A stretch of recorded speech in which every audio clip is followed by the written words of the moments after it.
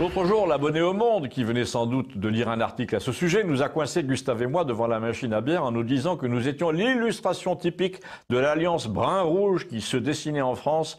D'un côté, Gustave, un autodidacte de 70 ans qui était passé par toutes les couleurs de la gauche libertaire à l'italienne, façon Beppe Grillo, fête de la saucisse sur la grande place de Bologne, etc., grand-messe pacifiste européenne, manifestation contre Reagan. Et ça, donc, c'était Gustave, alias Gustavo. Et de l'autre côté, moi, qui ai eu droit à ma caricature aussi, trop orgueilleux pour être d'aucun parti, disait-il, mais suppôt de la réaction. Moi qui, selon lui, me déclare artiste plutôt qu'intellectuel, ce qui m'évite de débattre. Moi qui me suis réfugié à la campagne pour faire genre, qui suis pour l'ordre, il a dû trouver ça dans une interview, mais c'est pas faux. Moi qui aime à la fois les prêtres et les militaires parce que je serais un peu des deux, et qui aimait bien d'ailleurs Ronald Reagan, ai-je ajouté. Et donc, a-t-il poursuivi, c'est cet attelage qui gouvernerait la France future à l'italienne. Non mais laissez-moi rire. Alors ce jour-là, la conversation n'est pas allée très loin parce que l'abonné au Monde, Albert, quand il dit ce genre de choses, c'est toujours en mettant son chapeau au moment de partir pour éviter la réplique.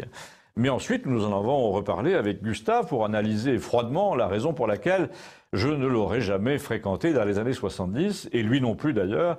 Mais là, nous nous entendions finalement assez bien. D'abord, il m'a dit, il ne faut pas croire, hein, il y a quand même une part de hasard. Même aujourd'hui, je te choisirai toujours pas comme copain sur catalogue. J'aurais arraché la page du catalogue. Faut pas exagérer, un fasciste tel que toi, ça ne me serait jamais venu à l'esprit de lui payer une tournée. Et pourtant, m'a-t-il dit, quand j'avais 30 ans, les gros fachos, c'était des citadins qui n'avaient pas de sens artistique. Or, malheureusement, je suis obligé d'admettre que tu as passé toute ta vie à la campagne, que tu fais de la peinture, du piano, de la littérature, tu es tellement artiste que tu devrais voter à gauche, hein, c'est le foutoir dans ta maison, tu répares les ordinateurs alors que tu devrais haïr la mécanique et adorer l'ordre, puisque tu es de droite. Tu n'arrêtes pas de parler des pauvres, des maladroits, tu aurais pu faire un effort pour te conformer à ce qu'on attendait de toi. En fait, secrètement, tu es à gauche, me dit-il. Eh bien toi, lui dis-je en réponse, c'est pareil, ou plutôt c'est le contraire. Comme anarchiste, on s'attendrait à ce que tu sois désordonné et insolent. En fait, tu es d'une courtoisie parfaite, maladive, ton bazar là est rangé au quart de poil, tu répares tout, tu classes tout, tu passes l'aspirateur tout le temps, tu ne peux pas supporter les manifestations dans la rue, les casseurs, tu leur tirerais dessus. Tu ne supportes pas les pannes mécaniques et tu n'enlèveras jamais le capot d'un ordinateur. Tu préfères les manuels d'utilisation aux appareils qu'ils décrivent, tu es hypocondriaque, tu as toujours un cancer quelque part. Quand je te montre un truc, tu me dis oui, j'ai lu ça quelque part, mais si tu ne l'as pas lu, tu ne veux pas y croire. Tu passes ton temps sur Internet, tu es extrêmement sceptique et ironique. L'autre jour, tu disais à un jeune là, devant moi, arrête avec ton monde sans frontières. Là, je te signale que quand j'avais 20 ans, on allait en 2 chevaux à Kaboul et à Delhi. C'était beaucoup, mais alors beaucoup mieux avant. Non seulement on se faisait pas égorger, mais la voiture allait jusque là-bas sans problème, alors que je te souhaite du plaisir aujourd'hui. Non seulement tu te ferais égorger, mais si tu en réchappes, ta Fiat Punto, elle va te lâcher en plein désert.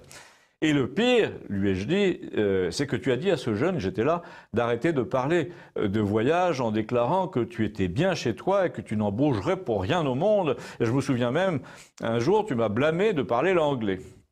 Donc, et c'est ça que je voulais dire, et je conclus, tu es devenu de droite, et moi de gauche. Donc, électoralement, nous avons un avenir ensemble. Et là, c'est lui qui a repris mon raisonnement avec amusement. C'est vrai, on déteste tous les deux les gens qui disent qu'il n'y a plus de frontières, qui se ruent au Starbucks pour boire le même café partout dans le monde, les gens qui disent celles et ceux, qui disent les femmes et les hommes. Ensuite, on est persuadés tous les deux que les journaux ne disent pas la vérité, ni sur le présent, ni sur le passé, ni sur le futur. On n'aime ni l'un ni l'autre l'argent, mais surtout on n'aime pas ceux qui ne pensent qu'à ça.